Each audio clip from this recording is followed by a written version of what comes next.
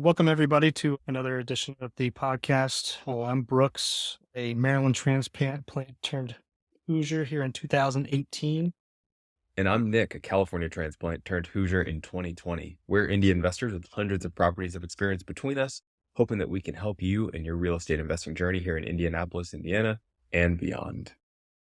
First couple sessions here, we're just going to go over our background, what we're doing currently, how we got to this point, and kind of get to know Nick and I and some of the guys that work with us and we work with.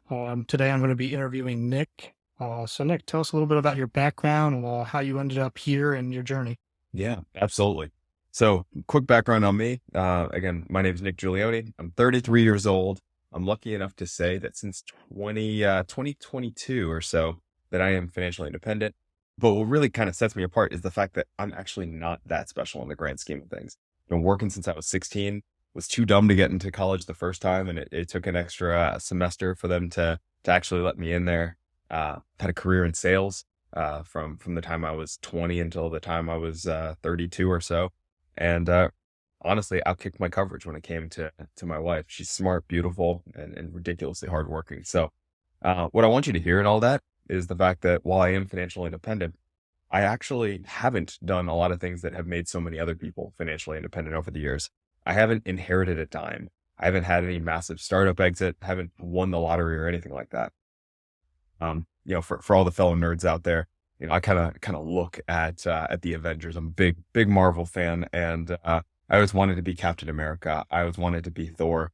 But the truth of the matter is, throughout my entire career, just been Hawkeye. I work hard, took risks, have Jeremy Renner's good looks, but I also took the beating associated with being just kind of a normal guy out there in a pretty hard charging world. So, how did I get there? 2016, I would say, is kind of a turning point. I actually purchased my first rental property in Southern California. It was a house hack, really cool property where my wife and I lived in one side of the house, and there was a mother-in-law suite above the garage that was absolutely fantastic. Was a little bit of a work in progress. Tried to bankrupt us a couple times with some maintenance issues that we weren't expecting, but in the grand scheme of things, ended up working out pretty darn well for us. Additionally, that year we got married, which is one of the best FI hacks I can ever tell you guys about. Just kind of go down that path, and I'd highly recommend investing when they don't actually have a whole lot of income, and then watch as their income increases over time, and you get to just coast on that. But once we got that first paycheck, that first rent check, we absolutely fell in love with it. But that was the only property we owned in 2016. In 2017, things changed even more substantially. I was asked by a boss. I was basically publicly threatened and told that if I didn't do something illegal, they were going to find somebody else who would. I remember that moment when I had to call my buyer, my friend, my colleague, and basically beg for my job. Now, granted, got out of the situation, didn't have to do anything illegal, but I knew in that moment that if I was ever in that position again, I needed to be able to give that boss the middle finger and walk out the door. Now, proof that I'm not particularly special, that I'm not particularly smart, I really didn't ask for my wife's permission in what I did next. And I actually went out there and I purchased a property in Indianapolis. I saw that as my greatest opportunity. Didn't have two nickels to rub together, but found a property in Indianapolis that made sense. And I was doing it. I was doing the whole long distance thing that I've been listening to all the podcasts about. And then was immediately kicked in the teeth with an $8,000 eviction. It was terrible, but at least I had made that first investment there. Jumping ahead to 2018, purchased a bunch of properties, learned the whole creative financing thing that you guys all have probably read the books about, learned how to do repairs, did quite a few burrs, and purchased about 10 properties that next year to really crank things up. 2019, I'm sure we'll talk a little bit about some of the mistakes I made in 2019, but in the grand scheme of things, I did pretty darn well, began networking quite a bit, did another 20 properties or so using creative financing, using the burr strategy, and really strengthened my network that year. And then in 2020, I really look at it. 2016 was a turning point year because I bought my first property. 2017 was a turning point because I bought my first out of state. 2020 was really a terrible year for a lot of people. Obviously, COVID was absolutely horrendous, but I can honestly say it was one of the best years that I've ever had, both from an investment and from a career perspective. I played chicken with my landlord in the Bay Area, and I told him that, hey, there are all these moving trucks here in the Bay Area. Clearly, renters are leaving the area given COVID. So if he didn't give us a rent drop from the $4,000 we were paying to live in a shack, that we were going to move, he looked at us and said, "Great, I'm going to sell the house." And with my wife and me looking at each other, saying, "Oh shoot, we're going to be homeless here any minute now." My wife did the one thing I never would have expected, which is asking me if I wanted to move to Indianapolis for 6 months and not a day longer. And so we ended up moving out to Indy, and literally as we're driving out, we got the two golden retrievers in the back of the car. We're driving out. As we're driving into Indianapolis, my wife looks at me and says, "Not a day past 6 months." 6 months later, she was asking me how much these houses cost again, and she had fallen in love with the market, the quality of life. We moved into 3 acres that they're just absolutely fantastic, right across from Fisher's High School. Hard to beat that. And so 2020 we did really well. We ended up purchasing like 24 properties, moved to Indy, found our home in the grand scheme of things, and things kind of gone from there. 2021 purchased hired a couple of team members and really cranked things up a little bit. I decided that I was only going to do 10 that year. Things gotten kind of sloppy that last year when I did 24. So I was going to slow things down in order to speed up. Hired a couple team members to come work with me. Most of them were remote employees or virtual assistants. Started doing quite a bit of flipping and coaching. And just knowing me and that 10 clearly wasn't going to be enough. I ended up doing 28 that year. But what was really interesting was that there at the end of the year, things shifted at work. I got another boss who was just absolutely terrible. Unfortunately, she wasn't part of the culling that's happened at Facebook. I've been watching, and I got a really, really terrible boss. And there was a restructure that was announced that really minimized me in a lot of ways. And so I went and did the math, and at the beginning of 2022, decided, screw it, I'm going full time. This is going to be the only thing I do. I've hit financial independence. Don't need this anymore, and did make that jump. So 2022, flipped about 30 homes or so. Started a coaching program. Bought a wedding venue. Talk about that. That's just crazy in its own way. And now 2023, purchased, I think flipped about 25 homes, give or take. Bought another wedding venue. Started a construction management company. So that's how I got here. And I've just been talking for like 8 minutes straight. So I'm hoping you can help me out here, Brooks. Yeah, I guess to go back a little while, one of the most important things with Nick talking about, no offense, he's not special, right? Like he didn't come from, you say, you hear he's from California. So you're like, oh, he either came from a bunch of money, he sold a business, he's from tech, somebody bought out his business and he got a bunch of money to play with. No, quite the opposite. He had to work his way through all of this. So he's kind of just a picture that you don't need a bunch of money to start. There's resources out there, and I'm assuming one of your best things you ever did was your networking, and that kind of got you the ball rolling a little bit and helped you in a lot of different ways. Absolutely. Yeah, networking is absolutely key to everything I do. I've had a variety of different systems over the years, but believe it or not, I'm actually not that thoughtful a person.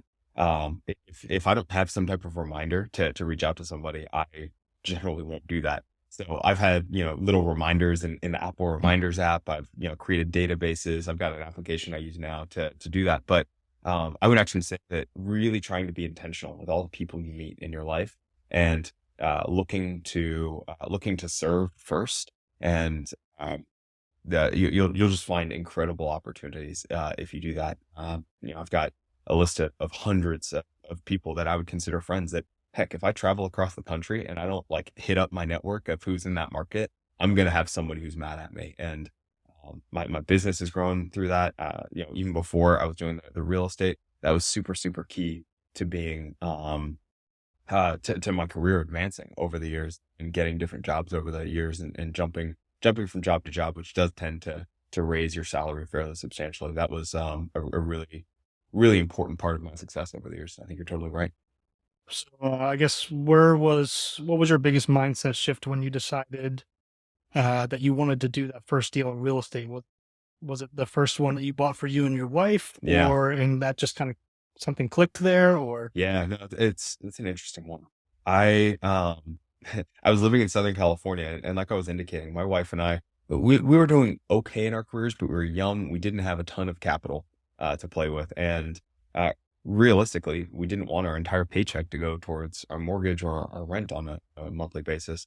And so that first property we bought, the house hack, um, it wasn't so much because we wanted to own rentals that we did that. It was because we wanted to live in a nice area that we couldn't have afforded if we didn't have that rental opportunity at the time. Now everything shifted after that first one, and I got that first paycheck, that first rent check that I didn't have to work for. Everything changed in that moment. I was like, oh my God, this is freaking magic. I didn't have to go trade my time for money in order to get this capital. My gosh, how do I do this more? Now it took an instigating event later in my career where with a bad boss to go and pursue that further. But I was pretty addicted in that moment. I think we all kind of whoever has started investing that's listening to this, we all kind of have that aha moment where it's something clicks and you're like, hey, there's something here that we can build up. What would you say your biggest mistake was over the years since you started investing? Yeah, biggest mistake I would largely say. Uh, there are definitely a couple of them. We've all made a lot. Yeah, there are a couple that I'll shout out. The first and foremost is not getting really the buy-in with my wife there on the first one. That was a tactical error. My wife is an absolute angel. She's smarter than I am. She would have seen through a lot of the issues that I came up with. So I would say that's number one.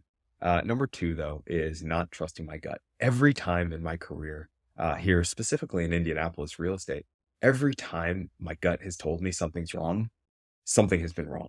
And haven't trusted my gut as many times as I probably should have. Specifically, there was a property manager who I could tell something was wrong. I didn't know what was wrong, but something was wrong with the guy that had become a friend. And I didn't want to see that something was wrong, but there was a little bit of a frantic energy from a person who always seemed very intentional. And what I later found out, and he was later convicted of, is stealing literally north of $150,000 of my money, in addition to other people's money. And I, I should have seen it earlier. I saw there were signs. That same thing actually, believe it or not, has happened to me twice. I think that's very, very unusual. I've never heard of it happening to anyone other than me, and it's happened to me twice.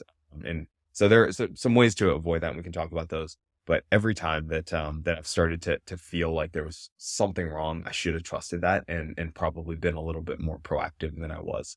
Now, specifically, how do you avoid that particular mistake? One, talk to your wife about your problems. She'll probably, wife or husband, they'll probably see the holes in your game. But specifically with a property manager, I don't want anybody to get kind of screwed over the way I did over the years. So my biggest piece of advice with that is have a relationship with the managing broker of whatever company that you happen to be working with. Make sure that managing broker has some level of oversight. In both cases where I saw this happen, the managing broker was not overseeing things very effectively. And make sure that managing broker is watching the books. Just because just because Appfolio says that the property manager owes you X dollars doesn't mean those dollars are actually sitting in the bank. So you want to make sure that there's some type of third-party audit overlooking that. Additionally, if you have a relationship with that managing broker, there's a certain amount of liability that they're going to be taking on if they're saying, hey, yeah, I'm watching this property manager versus just that property manager hanging their license with that particular brokerage. Yeah, for sure. And you guys have heard kind of like the transformation of Nick's uh, businesses. A lot of them were built out of mistakes that he has made, which I think a lot of people can understand that a little bit. So after hearing all these different shifts that you've made, these different businesses you've started, what do you think your long-term goals are from here on out? Oh boy. At one point in my life, it was all about door count. But that, I quickly realized that door count's like manhood size. Like it means a whole lot more to that individual than it does in the grand scheme of things. And so realistically, doors aren't nearly as important to me anymore. And it's largely becoming about lifestyle and where I can have the most fun and have the most impact. Obviously I own quite a few rentals still. Definitely want to do that. I think that's fun. It's super nice. And if you've got a great property manager, it can be pretty passive. I'm largely moving away from the lower end properties and I'm trying to move more higher end, have fewer, nicer properties. While the returns don't look as good on paper, they tend to be a little bit easier to manage, a little bit nicer tenants to deal with. I'd love to own a couple more wedding venues. I'm really enjoying that side of the house. That's been fun. I don't get to talk to brides. That was um, one of the stipulations my wife had when I told her we were going to buy a wedding venue, and so I don't have to deal with the people who are in the frantic stage. So I just get to kind of do business planning, which is really good time. Deal making is really fun. And I really want off leash construction, which we can talk about some more. I want off leash construction to become the largest construction management company here in Indianapolis. We've talked about some of the pitfalls of property management, but just as many people are getting screwed over by contractors on a daily basis as there are from property managers, maybe even more. And so, what we tend to find is, that there's a huge opportunity there to mm, to add a lot of value here within the indie market.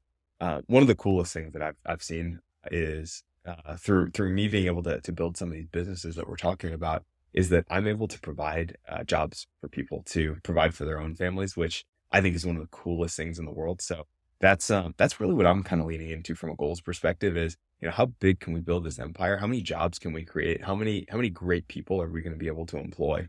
And I'll say in the grand scheme of things, I know you alluded to it in your episode. My wife wants to come work in the business and, want to enable, a really cool job for her to come in there and clean up my messes. Cause I certainly make a lot of them. Yeah, I feel that on my side as well. So like we said, Nick has expanded into a bunch of different avenues in the real estate investing game, not just owning a bunch of rentals, but some other things that we're going to go into here in future episodes and kind of break down a little bit further and pick his brain a little bit. But before we go, Nick, how can people reach out to you and get a hold of you? Yeah, you can definitely find me at Off Leash Investments on Facebook and on Instagram. You can actually reach out if you're looking to do a construction project to construction@offleashinvestments.com. Or if you just want to get in touch with me the old fashioned way via email, it's nick@offleashinvestments.com. I'd love to chat with you guys. Yep. And if anyone's looking for a real estate community to answer their questions, any kind of construction help in Indy, I always recommend Nick and his team. They do all of my projects. So to build off that, let's possibly do that on the next episode and kind of dive more into that. And we'll catch you here on the next one, guys.